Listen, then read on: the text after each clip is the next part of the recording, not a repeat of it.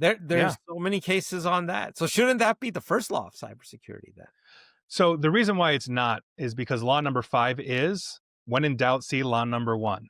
If there's a vulnerability, it will be exploited. And human trust is a vulnerability. So whether it's trust in a system, whether it's the system itself that has a vulnerability that nobody's discovered yet, we're going to find it. I mean, think about this. We try to break into everything.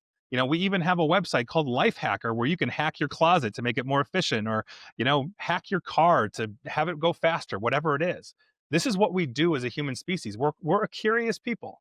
And by virtue of that, we're trying to game systems, work around it. Lord knows if I could find some loophole in the IRS, I would never pay taxes again. I'd love to hack that system. Can I claim everybody here as livestock and get a discount?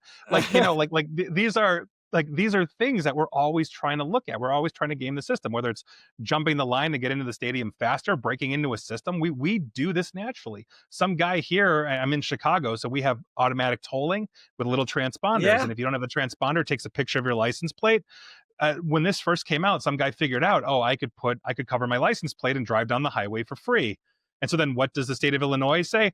Okay, if you do it, now it's like a fine that's like 5 times more expensive than a speeding ticket or whatever it is to thwart that. It's a constant cat and mouse game, but we're always looking to innovate.